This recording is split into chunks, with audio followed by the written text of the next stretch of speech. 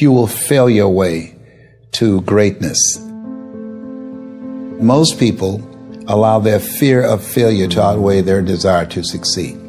When you're willing to fail again and again and again, when you make up your mind to become unstoppable, when you make up your mind to become a no matter what person, then that will then give birth to a part of yourself that you don't know right now. Imagine, if you will, being on your deathbed and standing around your bed, the ghost of the dreams, the ideas, the abilities, the talents given to you by life, and that you, for whatever reason, you never went after that dream. You never acted on those ideas. You never used those talents. You never used those gifts. And there they are standing around your bed looking at you with large angry eyes saying, "We came to you, and only you could have given us life. And now we must die with you forever." See, most people stop short of their dreams and park and get off the highway of life because of the rejections of life. You will always be rejected. It's no big deal. Jack Canfield said rejection is a myth. It's not like when somebody says no and then they slap you. No, it's just, to me, make no your vitamin. Get excited about the no. Why? Because every time someone says no, that brings you another step to a yes. You're getting closer. Trust me, you will win if you don't quit. You will win if you don't quit. Even a broke clock is right twice a day. As you go through the challenges of life and you look at it and embrace whatever comes to you, don't run from it. Step toward it. Don't try and duck it like most people do. See, most people want it easy. See, easy come, easy what? Easy go. See, but when you go at what you're going to deal with and you deal with the difficulties of it, when you handle those hard things close at hand, making those hard decisions right now that you don't want to make, learning those things that you don't like to do, but you know that in order for you to get where you want to go, this is one of the hoops that you have to flip through. And I'm saying to you, whatever you got to do, do it, because if you don't, life is going to whoop you until you surrender. You have something that you brought to the universe, and that if you decide that my life deserves my developing this, what I do well, and becoming the best at it, and mastering myself, and seeing what I have within me, if you decide to drop your buckets where you are and develop your gifts, I grant you, you'll never ever be without. I grant you that your gifts will take you places that will literally amaze you. I grant you that if you begin to work to develop your gifts, you'll develop a strong sense of happiness. You'll get a larger vision of yourself, because part of beginning to get a larger vision of yourself, all of us need some area of our lives where we can have a feeling of competence. That people know when they think about this area, that's something you do. That you eat and sleep that. And that you do that. You do that. Changing is not easy. That changing your life, changing habits, reinventing yourself, picking yourself up after life has knocked you flat on your back. I've got to say, when life knocked you down, try and land on your back, because if you could look up, you could get up. Well, that sounds cute, but that's not easy. When I was diagnosed with prostate cancer 17 years ago, that first time that happened, I said, hey, I can handle this.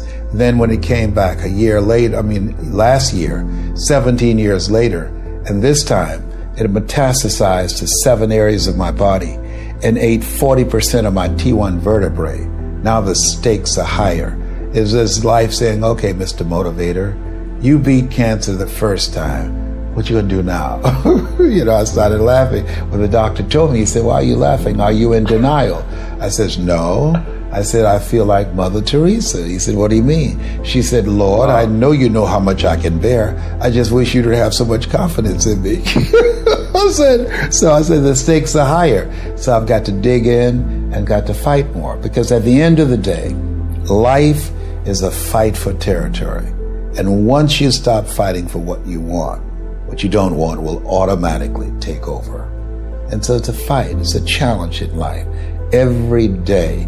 And what we have to do is embrace it. What we have to do is see it as a project to be worked on. In life, you will always be faced with a series of God-ordained opportunities, brilliantly disguised as problems and challenges. And so I see even cancer as a gift, as a God-ordained opportunity. If you died today, what dreams, what ideas, what talents, what books, what music, what leadership, what voice will die with you? There are a lot of people who are biting their fingers in fear that they might lose their jobs. But there are few people who have decided within themselves, I'm going to make it. Some people aren't waiting to be cut. Some people are moving on their own because they feel within themselves, I've got what it takes to make it. They're not afraid about tomorrow because of how they see themselves, because of what they feel that they deserve, because of what they feel that they can create for themselves. Because these people have decided, as they look at the future, as they look at themselves, there's a way. Where there's a will, there's a way for me to begin to create a way out of no way. And when you have that kind of consciousness, when you have that kind of spirit, nothing can stop you. Nothing.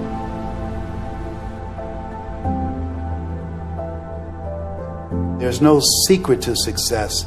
There's a system to success. And no matter what organization you become a part of, the system works if you work it. If you don't work it, it won't work.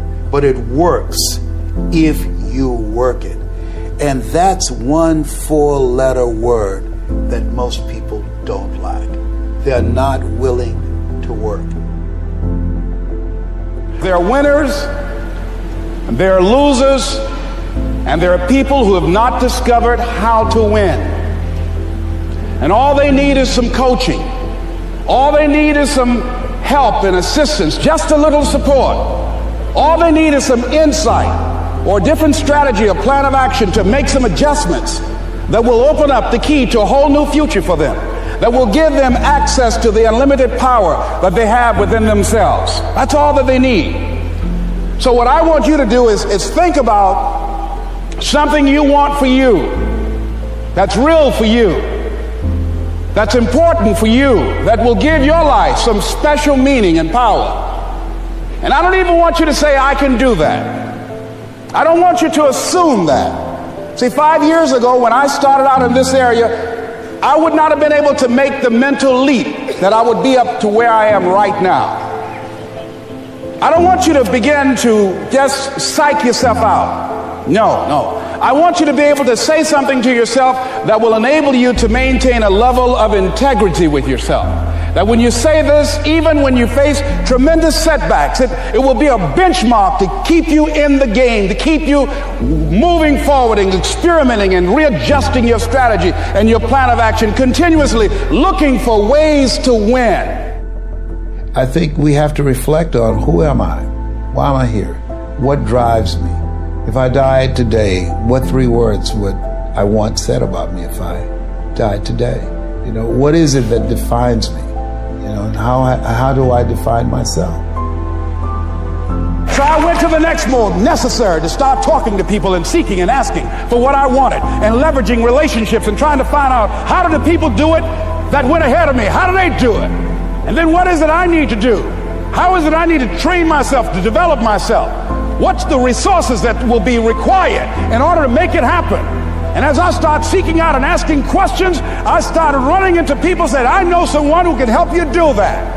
And they helped me get connected with those people. Remember, we have so much energy that can take us so far. It's necessary that you hook up with some other energy that can take you to the next level. I hooked up with them. They said, let's go. I said, away we go.